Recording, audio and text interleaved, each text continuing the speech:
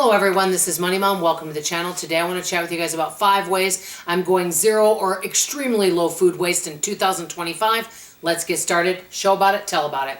Okay, one thing I did recently, and I didn't show about this because we already ate it, is we had turkey. A lot of people don't like eating the dark meat. My husband was really good about taking all the dark meat off the bone. We got as much meat off it as we could.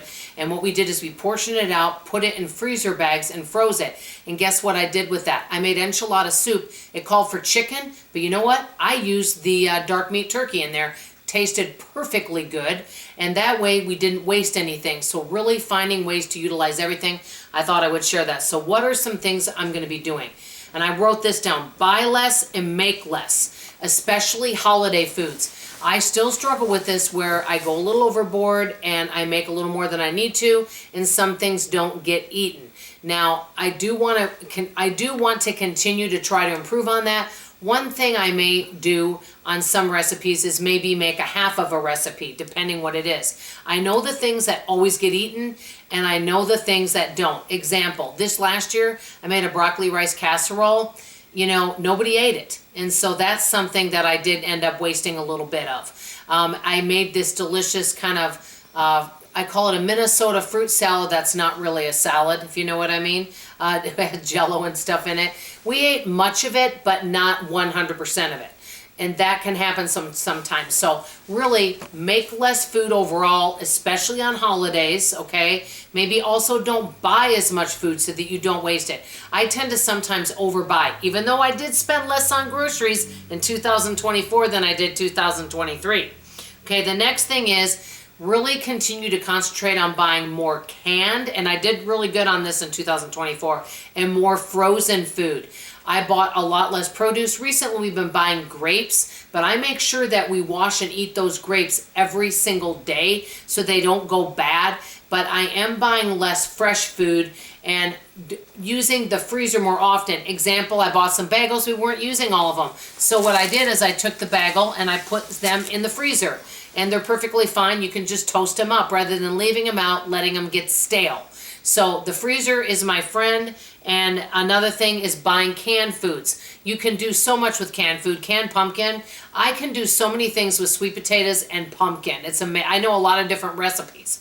So basically using more, especially fruit. I always have tons of frozen fruit. I use it in smoothies and in different recipes. You can make crisps with it. I absolutely love that. Number 3, this is huge.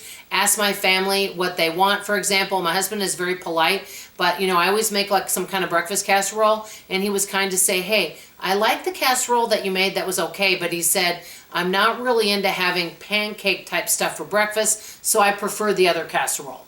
And it's good that he tells me this stuff, and he still eats it, because my husband cannot stand wasting food at all. It bothers him more than anyone else in the household. He does not like wasted food, probably because he grew up with a large family and they all ate everything. So I just make sure that, you know, if it's something you don't care for, or I see that we wasted it, I know I won't make broccoli rice casserole again. I also know I won't make green bean casserole again, and I know I won't make homemade mac and cheese again. Why? Because people ate it initially, but it just sat there as a leftover.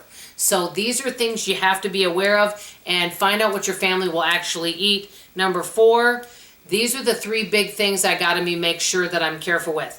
Don't buy too much bread, dairy, and any kind of produce type stuff. Buy it minimally. Now, let's say I wanted to buy cantaloupe, because I'm not going to buy something pre-chopped up, and I think we're not going to eat all of it.